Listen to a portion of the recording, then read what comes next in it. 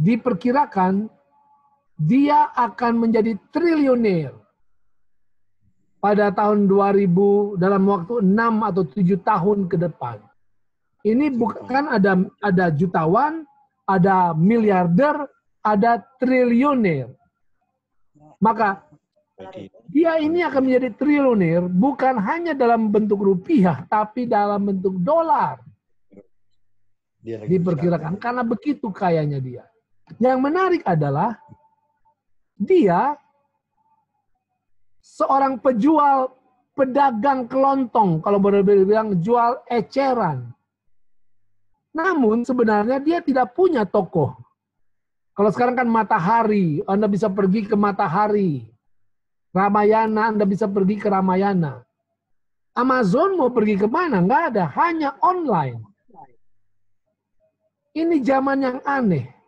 Orang yang kaya tapi tidak punya pedagang, tapi tidak punya toko.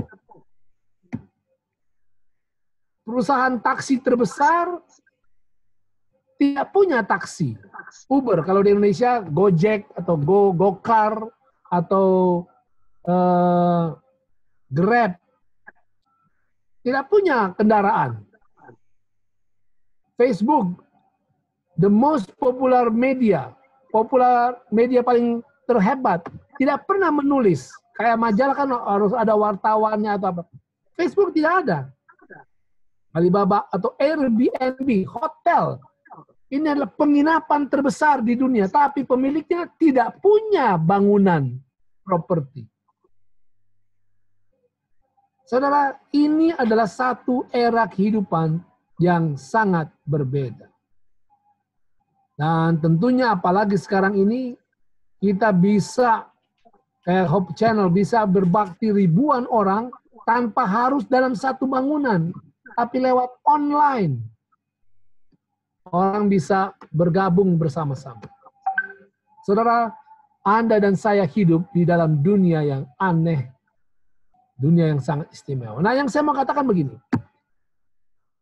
Beberapa tahun yang lalu, di kamus Oxford, mereka setiap tahun membuat the word of the year. Mana kata yang paling menonjol dalam tahun itu?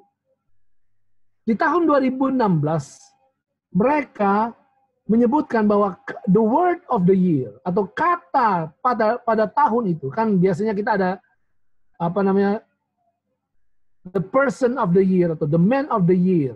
Itu majalah Time, majalah Tempo juga kadang-kadang tokoh tahun ini yang sering muncul, paling sering diberitakan. Nah, ini kata yang sering diberitakan. Menurut mereka di tahun 2016 itu adalah post-truth. Nah, ini sangat menarik, saudara. Kita harus perhatikan ini. Apa itu post-truth?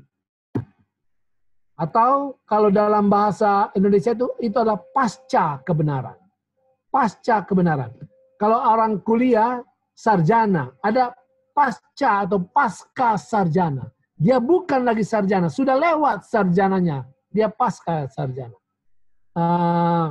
Pasca reformasi. Sudah bukan lagi zaman reformasi. Zaman setelah reformasi. Nah, mereka katakan ini adalah satu kata yang namanya kata pasca kebenaran. Sudah bukan lagi zaman kebenaran. Apa itu post-truth?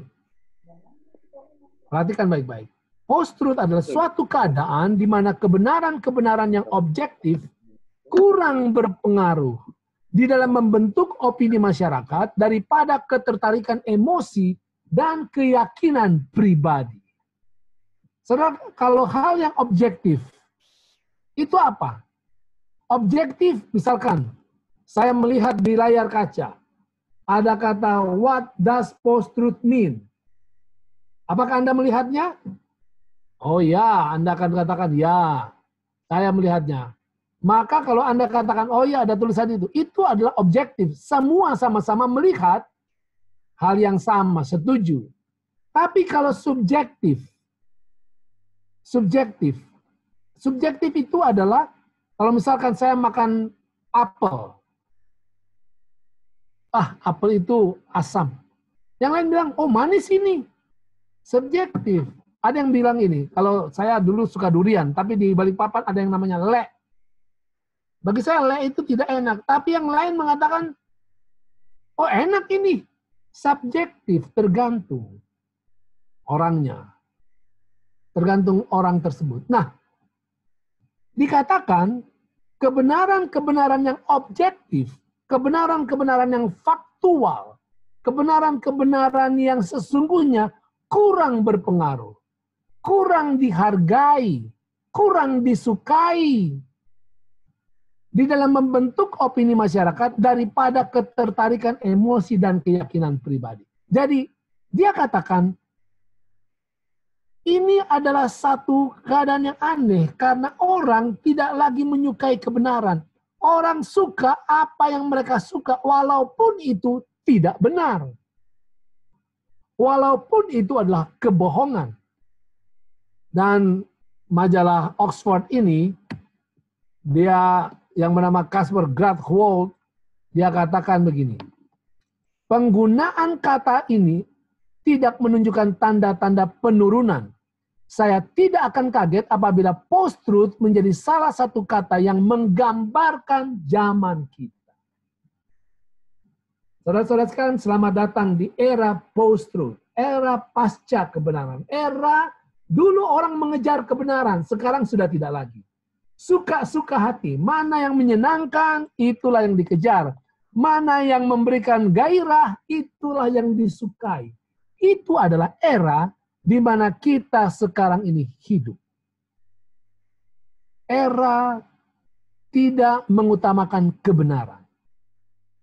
Era di mana kebohongan, dusta,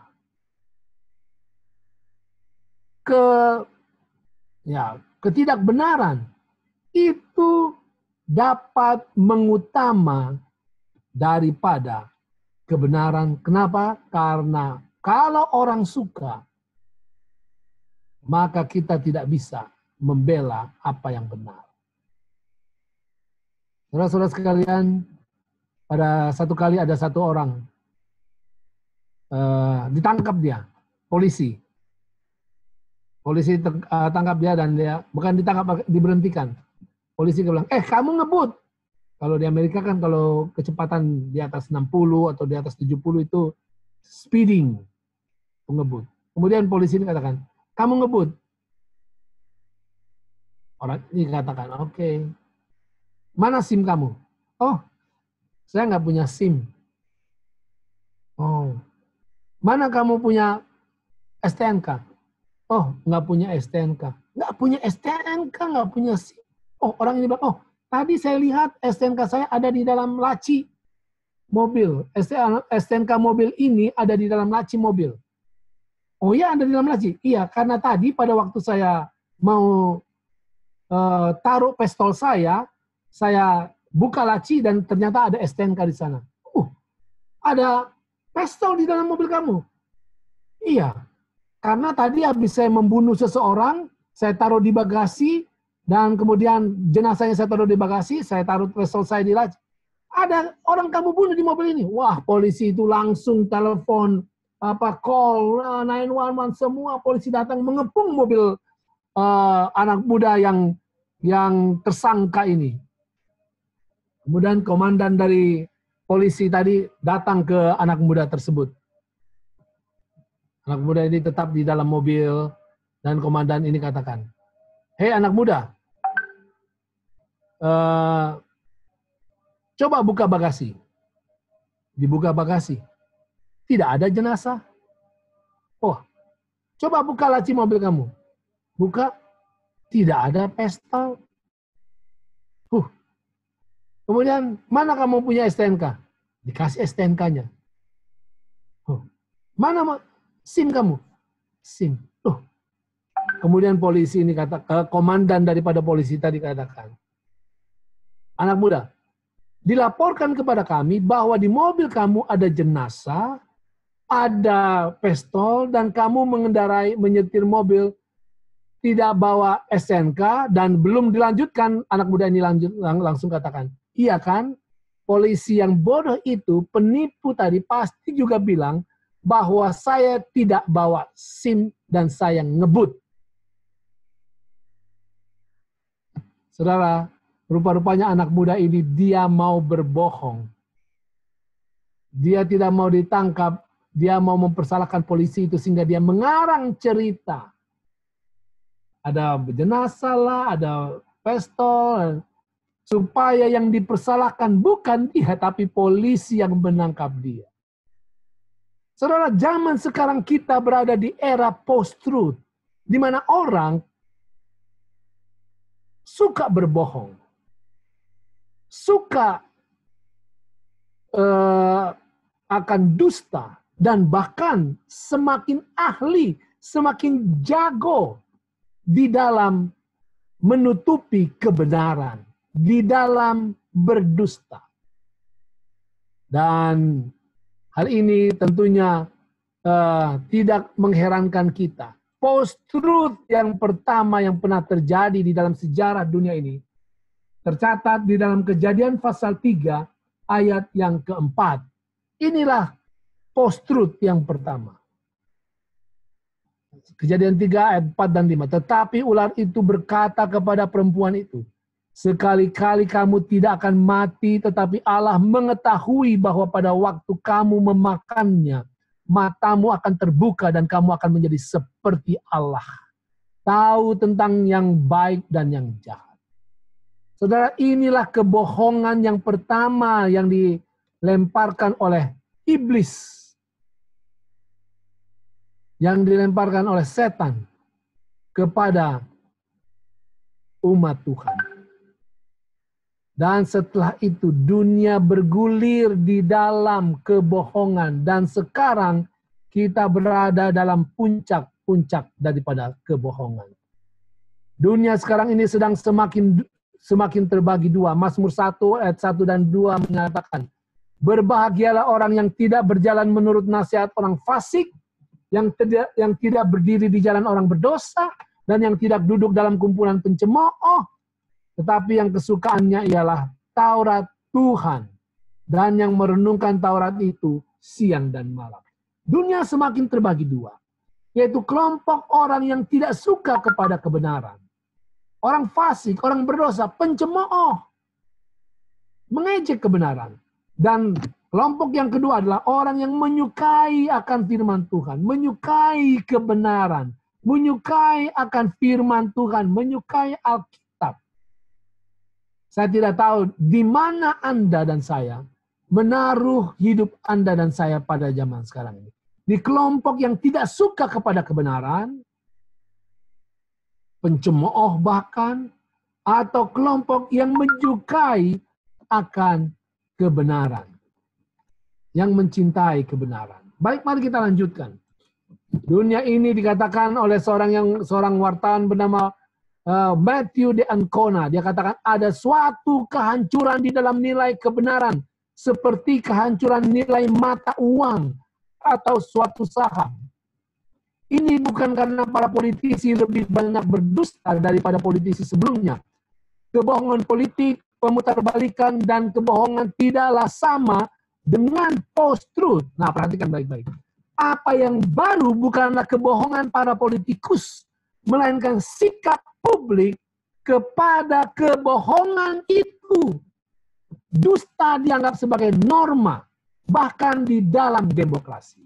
Anda lihat, jelas bukan soal pemimpin ataupun politikus yang suka berbohong. Dari dulu banyak politikus, banyak pemimpin, banyak orang yang suka berbohong. Yang sekarang menjadi masalah adalah bahwa orang menyukai kebohongan itu. Orang menyukai akan kepalsuan itu.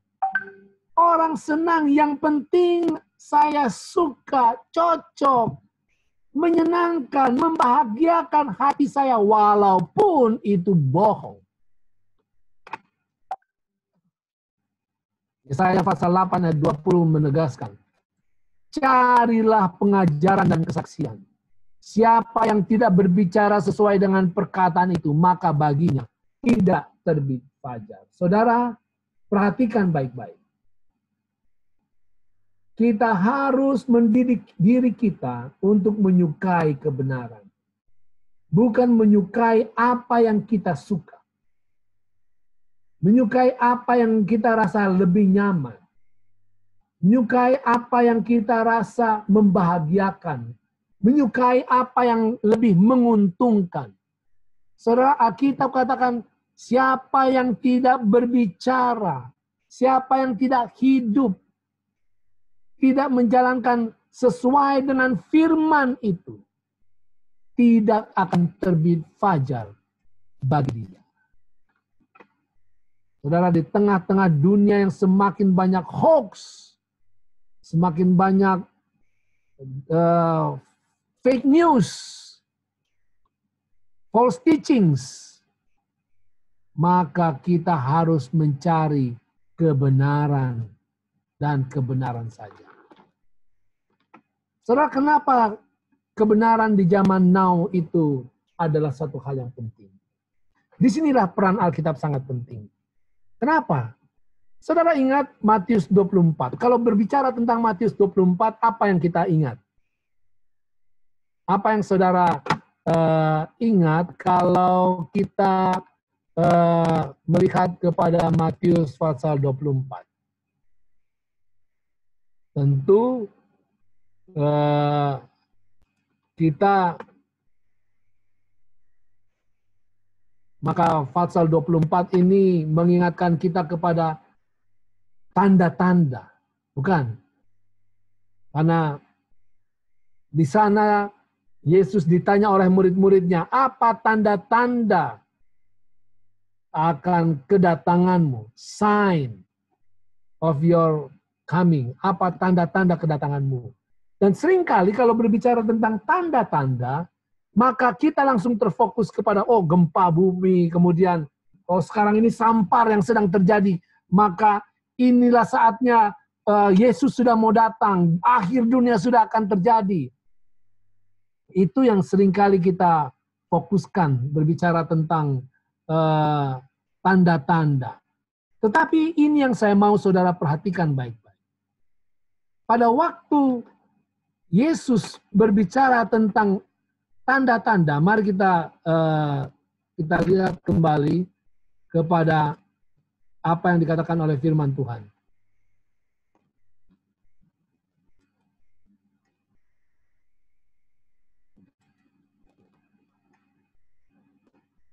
Firman Tuhan mengatakan ketika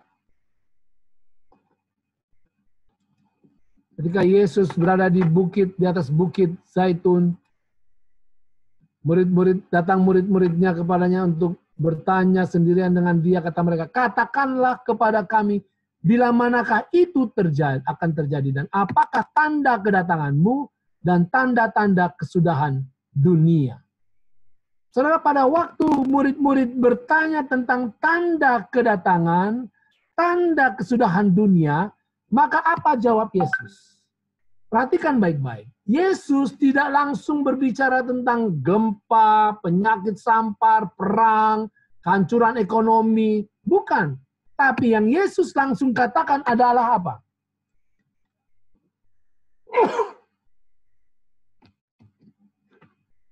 Oh, maafkan saudara. Yesus katakan adalah waspadalah dalam ayat yang keempat. Supaya jangan ada orang yang menyesatkan kamu. Jangan ada orang yang menyesatkan kamu. Saudara, kalau kita perhatikan di dalam ayat-ayat selanjutnya, akan terjadi perang. Jangan kamu gelisah, itu belum akhir. Akan terjadi kelaparan. Itu baru awal, kata Yesus. Kita tidak membuka langsung kepada ayatnya. Saudara bisa baca sendiri di dalam ayat yang ke-6, 7, dan 8. Anda akan baca di situ. Apa yang kita fokuskan, kita pikir bahwa kedatangan Yesus itu akan berhubungan erat, benar akan terjadi berbagai tanda-tanda yang menakutkan secara alamiah, tapi Yesus tegas-tegas katakan bahwa bukan itu yang harus kita perhatikan. Yang harus kita perhatikan adalah apa? Waspadalah supaya jangan ada orang yang menyesatkan kamu. Sebab banyak orang akan datang dengan memakai namaku dan berkata, akulah Mesias, dan mereka akan menyesatkan banyak orang. Saudara, pada akhir zaman, penyesatan itu akan sangat hebat. Kebohongan itu akan sangat dahsyat. Akan muncul orang yang memakai nama Yesus. Oh, kami ini Kristen, kami ini golongan Kristen, menggunakan Alkitab, percaya kepada Yesus. Ya, Yesuslah Mesias. Dan dengan nama Yesus, mereka akan menyesatkan banyak orang. Saudara, memang kadang-kadang kita mengatakan, akulah Mesias. Anda pikir bahwa akan banyak orang yang akan datang dan mengaku bahwa mereka adalah Mesias. Bukan hanya itu. Akan banyak orang di akhir zaman yang mengaku mereka membawa nama Yesus. Mengatasnamakan gereja Kristen, umat Kristen, tapi mereka akan menyesatkan banyak orang. Saudara, kalau kita perhatikan Matius 24, maka berulang-ulang Yesus menegaskan bahayanya penyesatan di akhir zaman. Oke, ayat yang ke-11.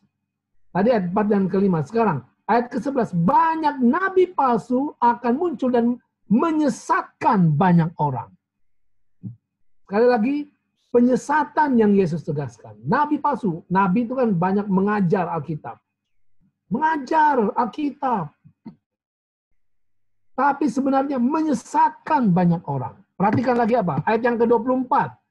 Sebab Mesias palsu. Dan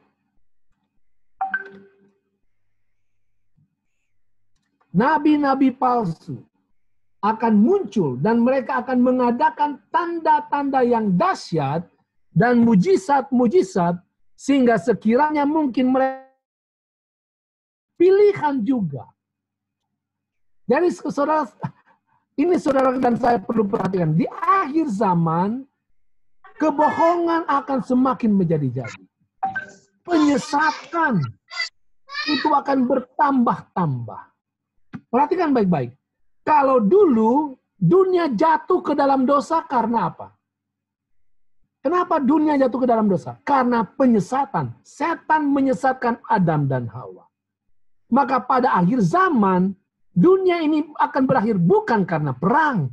Dunia akan berakhir bukan oleh karena virus corona. Dunia akan berakhir bukan karena kelaparan ekonomi, oleh karena virus corona nggak habis-habis, maka kita akan kelaparan dan nanti orang kehilangan pekerjaan. Bukan, saudara. Dunia akan berpuncak dengan penyesatan. Dan penyesatan itu akan semakin dahsyat. Kenapa? Karena promosi para penyesat ini akan disertai dengan apa? Tanda-tanda yang dahsyat. Mujizat. Marketingnya sangat jago, saudara. Kalau saudara belajar marketing. Marketingnya jago. Mereka bukan hanya tampil, mengajar dengan pemalsuan yang hebat, tetapi disertai dengan mujizat-mujizat. Sehingga orang akan tertarik. Waduh, ini yang benar. Ini yang benar. Mereka akan menyesatkan orang-orang pilihan juga. Saudara, saya mau saudara perhatikan baik-baik. Kita hidup di zaman era post-truth. Kebenaran bukan lagi satu hal yang utama. Tapi yang mana disukai, mana yang menyenangkan, walaupun itu bohong. Walaupun itu tidak benar. Sejauh itu menyukakan hati saya. Sejauh itu menguntungkan diri saya. Sejauh itu memberikan rasa aman kepada saya. Maka saya akan pilih itu. Walaupun itu tidak benar. Saudara perhatikan soal penyesatan ini. Kitab Wahyu menegaskan begitu hebatnya penyesatan di akhir zaman. Wahyu pasal 13 dan 14. Ia menyesatkan mereka yang diam di bumi dengan tanda-tanda yang telah diberikan kepadanya untuk dilakukannya di depan mata binatang itu Ia menyuruh mereka yang diam di bumi supaya mereka mendirikan patung. Saudara, kalau mendirikan patung itu artinya penyembahan berhala, saudara.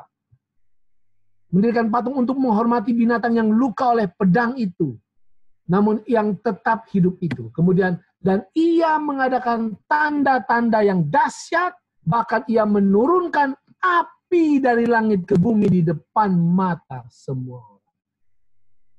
Saudara, penyesatan itu akan begitu dahsyat. Pertama, mengatasnamakan Yesus. Yang kedua, disertai dengan mujizat yang tidak pernah terfikirkan. Menurunkan api dari langit. Saudara, ada dua peristiwa api turun dari langit. Yang pertama adalah pada waktu Elia. Dia berdoa melawan kurang lebih ada 700 nabi-nabi palsu. Mana buktikan Allah siapa yang benar? Mereka berdoa sepanjang hari tidak turun api dan akhirnya mereka menyerah setelah berdarah-darah. Elia berdoa. Sekali Elia berdoa, turun api dari langit. Tuhan adalah Allah yang benar. Tetapi akhir zaman nanti, Allah yang palsu akan diizinkan Tuhan untuk membuat mujizat yang sepertinya itu ada Tuhan. Sepertinya ada Tuhan.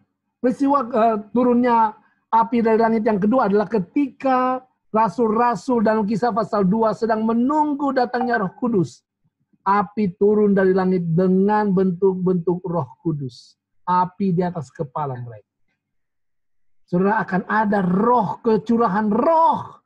Seakan Roh Kudus datang membuat mujizat-mujizat.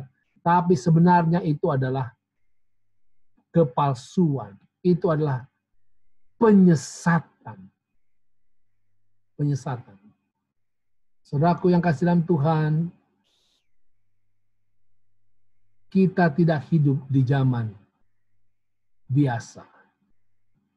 Zaman ini sedang dipersiapkan untuk menuju kepada akhir. Yaitu ketika penyesatan itu akan semakin dahsyat.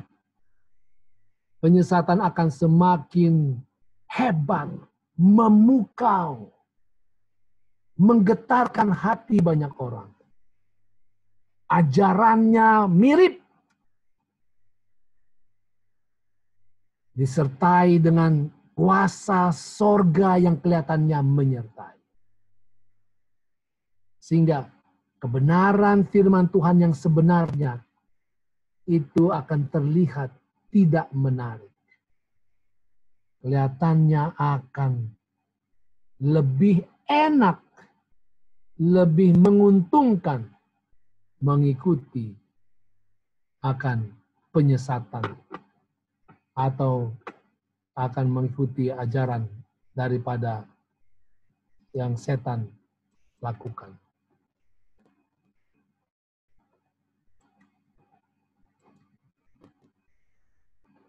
Baik saudara, kita berada di era post-truth. Semakin mendekat kepada kegenapan daripada apa yang Yesus katakan pada waktu dia berkhotbah di atas bukit untuk kedua kalinya. Tanda-tanda ketika penyesatan itu semakin menjadi-jadi. Orang akan menyukai kebohongan. Orang sekarang ini menyukai hoax, menyukai berita-berita bohong. Ini presiden pada waktu berada di dalam hari pers sedunia mengatakan harus diluruskan kabar-kabar bohong yang berseliweran di era teknologi. Sangat gampang dibagikan. Kebohongan itu, hoax dibagikan. Saudara, saya harapkan Anda dan saya tidak terlibat dalam penyebaran hoax. Kadang-kadang kita menerima di WA, saya juga pernah menerima di WA, wah saya pikir ini benar, saya bagikan, ternyata kebohongan. Saudara, apa yang tidak benar, apa yang bohong, jangan disebarkan. Pikir dulu, lihat dulu. Karena kebohongan itu merusak. Merusak iman, merusak rumah tangga, merusak gereja, merusak rumah, merusak bangsa. Jangan pernah berpegang kepada hoax ataupun kepada berita bohong atau ujaran-ujaran kasar. Salah seorang penulis mengatakan, di era pasca kebenaran membuat samar-samar batas antara kebenaran dan kebohongan, kejujuran dan kebohongan, fiksi dan dongeng. Membohongi orang menjadi sebuah tantangan, sebuah permainan, dan jadi kebiasaan. Orang berdusta dalam kehidupan sehari-hari. Itu kata salah seorang penulis buku yang terkenal. Pertanyaan, mengapa Tuhan nantinya izinkan penyesatan begitu dahsyat? Mengapa? Wah, kalau begitu bahaya dong. Kenapa Tuhan biarkan penyesatan? Sampai menarik pakai mujizat lagi. Baik, mari kita lihat. Pertama, Matius 24 ayat 14 mengatakan, dan Injil kerajaan ini akan diberitakan ke seluruh dunia, menjadi kesukaan bagi semua bangsa, dan setelah itu akan tibalah, barulah tiba kesudahannya. Saudara, di sini dikatakan bahwa Injil ini akan diberitakan di seluruh dunia. Kenapa Tuhan izinkan penyesatan begitu dahsyat? Yang pertama, karena Injil tidak ditahan-tahan. Itu akan tersedia di seluruh dunia. Menjadi kesaksian bagi semua bangsa. Jadi, jangan takut saudara. Yang akan tersebar bukan hanya kebohongan, tapi kebenaran akan tersebar melimpah. Bahkan di dalam Habakuk 2 ayat 14. Sebab bumi akan penuh dengan pengetahuan tentang kemuliaan Tuhan. Seperti air yang menutupi dasar laut. Kebenaran itu akan tersedia dengan begitu hebat. Puji Tuhan di zaman sekarang ini kebenaran begitu tersedia dengan begitu hebat melalui apa? Melalui Zoom. Sekarang ini kita belajar KKR. Kebenaran ini sedang bertambah-tambah, tersedia. Tuhan sediakan alat melalui Hope Channel, melalui kita share melalui WhatsApp. Pengetahuan tentang kemuliaan Tuhan seperti air yang menutupi dasar laut. Artinya begini, Tuhan tidak membiarkan kepalsuan itu merajalela dengan begitu saja. Tetapi Tuhan akan menutupi dunia ini dengan pengetahuan tentang kebenaran itu. Seperti air menutupi dasar laut, tidak ada bagian, tidak ada rumah, tidak ada hati yang tidak memiliki peluang untuk memiliki pengetahuan yang benar tentang Tuhan. Jangan lupa hal itu. Semua tempat, air menutupi dasar laut. Tidak ada bagian yang tidak kena air itu. Itu hebatnya. Karena Tuhan sudah sebarkan kebenaran ini dengan begitu dahsyat. Maka Tuhan izinkan penyesatan juga akan berjalan dengan begitu dahsyat. Tuhan izinkan. Berikutnya saudara. Nah ini dia. 2 Tesalonika 2 ayat 9 sampai 10. Dengan rupa-rupa tipu daya jahat terhadap orang-orang yang harus binasa. Karena mereka tidak menerima dan tidak mengasihi kebenaran yang menyelamatkan mereka. Mengapa penyesatan Tuhan izinkan dengan begitu hebat? Karena saudara tahu, Tuhan mau memisahkan. Belum mana ini? 1 Tesalonika. Kedengaran suara saya? Kedengaran, Pendeta. Oke, lanjut kita. Jadi, saudara, Tuhan biarkan penyesatan begitu dahsyat untuk memisahkan mana yang mengasihi kebenaran, mana yang mau menerima kebenaran dengan yang tidak mau menerima kebenaran. Karena mereka tidak menerima dan tidak mengasihi kebenaran. Ayat yang ke-10. Oke. Saya tidak nyatakan ayat yang ke-10. Jadi, saudaraku yang kasih dalam Tuhan, hati kita harus siapkan dari sekarang untuk menyukai kebenaran. Kalau Anda melatih diri untuk menyukai kebenaran, maka Anda akan siap untuk menerima kebenaran pada waktu kebenaran itu tersedia. Saudara, kalau kebenaran tidak lagi penting, maka dunia akan meluncur melakukan apa saja untuk memenuhi keinginannya tanpa mempedulikan Tuhan. Inilah yang sedang terjadi. Orang semakin tidak menyukai kebenaran. Sehingga mereka melakukan apa saja yang mereka inginkan. Di dalam buku Daniel 8 ayat 12 mengatakan suatu kebaktian fasik diadakan secara fasik.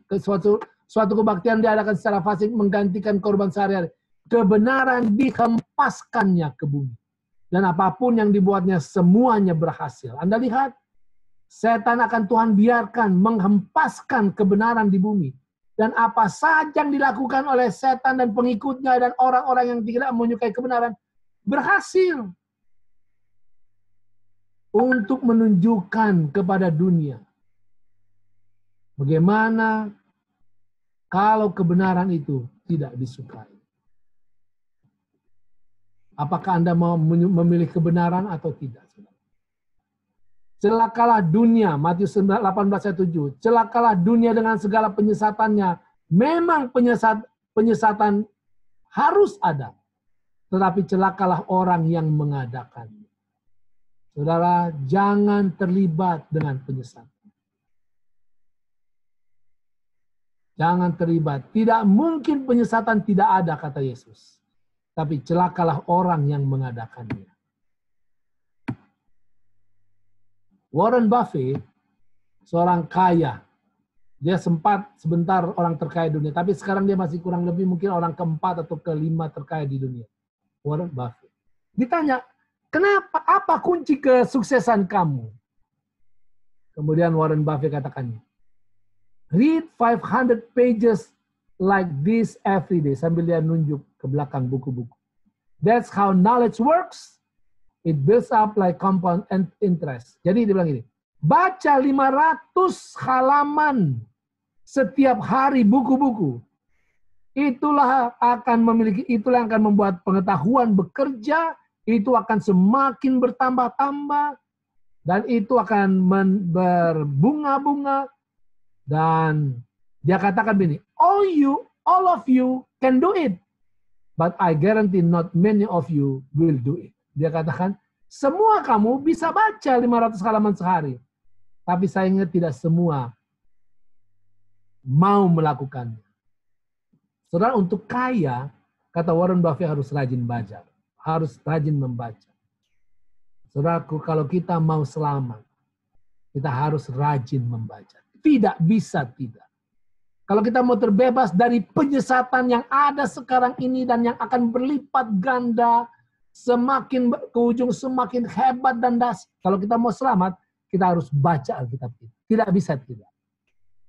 Kalau Anda tidak suka baca Alkitab, Anda siap-siap untuk tersesat. Kalau Anda tidak suka membaca Alkitab, Anda siap-siap untuk nantinya dibawa kepada penyimpangan-penyimpangan.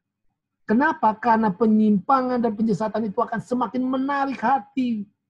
Itu akan begitu menarik, sepertinya Yesus, sepertinya ajaran Kristen, sepertinya ajaran Alkitab. Tapi karena kita tidak membaca Alkitab dengan benar, maka apa yang dikatakan oleh mereka sebagai ajaran Alkitab, yang adalah palsu, bohong, fake, dan tidak benar, kita akan dengan sukacita menerimanya. Tidak ada alasan, saudara. Kita harus rajin belajar, membaca akan Alkitab. Firman Tuhan mengatakan bahwa orang yang kesukaannya ialah Taurat Tuhan, merenungkan Taurat itu siang dan malam. Ia seperti pohon yang ditanam di tepi aliran air yang menghasilkan buahnya pada musimnya dan tidak layu daunnya, apa saja yang diperbuatnya berhasil. Inilah kunci keberhasilan. Saudara, hanya di dalam Alkitab dengan mempelajari dengan benar kita bisa menemukan akan kebenaran yang sesungguhnya. Kuduskanlah mereka dalam kebenaran. Firman-Mu adalah kebenaran. Kebenaran itu bukan apa yang dikatakan oleh gereja. Kebenaran itu bukan apa yang dikatakan oleh pendeta. Kebenaran itu bukan apa yang dikatakan oleh seseorang yang hebat. Tapi kebenaran adalah apa yang dikatakan oleh Alkitab. Kalau ada banyak orang Kristen yang percaya Alkitab, lihat apakah mereka mengikuti ajaran Alkitab yang benar atau tidak. Kuduskan mereka dalam kebenaran. Firman Tuhan adalah kebenaran. Dan Alkitab adalah sumber kebenaran. Sejarahnya benar. Nubuatannya benar. Isinya benar. Petunjuknya benar. Motivasinya benar untuk membangun kita. Sasarannya benar. Dampaknya juga benar. Asalkan kita mempelajarinya dengan benar. Mempelajarinya dengan benar. Penulisnya adalah sumber kebenaran. Saudaraku yang kasih dalam Tuhan, inilah firman Tuhan yang saya mau bagikan kepada saudaraku, kepada saudara-saudara sekalian. Biarlah kita menyukai kebenaran. Biarlah kita membaca firman Tuhan dengan benar. Kita berada di era semakin banyak penyesatan. Dan itu semakin menarik hati. Semakin memukau. Semakin enak kelihatannya. Kalau Anda tidak berpegang pada kebenaran yang sesungguhnya. Maka setan yang sama telah menjatuhkan Adam dan Hawa di Taman Eden. Dia akan bekerja dengan lebih dahsyat lagi untuk menjatuhkan kita dari kebenaran Tuhan. Tapi jangan takut. Karena kebenaran Tuhan itu dapat kita miliki. Tersedia seperti air menutupi dasar laut. Carilah itu, rasakanlah, nikmatilah, ikutilah akan KKR ini dari malam ke malam. Maka saya yakin Anda akan menemukan kebenaran yang sesungguhnya yang Tuhan sediakan untuk Anda hidup sekarang ini di era post-truth, di era COVID-19, dan di era online. Dan bukan hanya itu saja. Untuk kita hidup di era kerajaan surga ketika Yesus akan membawa kita pada kedatangannya yang kedua kali. Mari kita tunduk kepala, kita berdoa. Tuhan di surga, terima kasih Tuhan. Kami memiliki Alkitab-Mu. Di dalamnya adalah firman Tuhan. Firman kebenaran. Kami mau menyelidikinya dengan baik, dengan benar. Karena kami melihat bahwa setan akan menggunakan juga firman-Mu ini untuk menyesatkan kami. Sehingga kami bukan semakin dekat kepadamu, tapi semakin jauh daripadamu. Itulah sebabnya kami mau belajar dengan baik dan benar. Bukan hanya sekedar mendengarkan, tapi kami mau baca, mencerna, mempelajari, dan ajarlah kami kebenaran-Mu Tuhan. Dan tolonglah kami untuk hidup dalam kebenaran. Dan menikmati akan bimbingan Tuhan dari hari ke hari. Untuk kami melewati era yang sangat aneh ini. Agar kami boleh siap untuk menantikan bertemu dengan Yesus pada kedatangan Yesus kedua kali. Pada era seperti sekarang ini ketika kami berada banyak di rumah, biarlah kami akan menyelidiki firman Tuhan dengan lebih tekun dan lebih sungguh-sungguh. Berkatilah umat-umat Tuhan, di Jemaat Batu Ampar dan semua yang terlibat, dan mulialah Tuhan dalam pertemuan-pertemuan ini. Di dalam nama Yesus kami berdoa. Amin.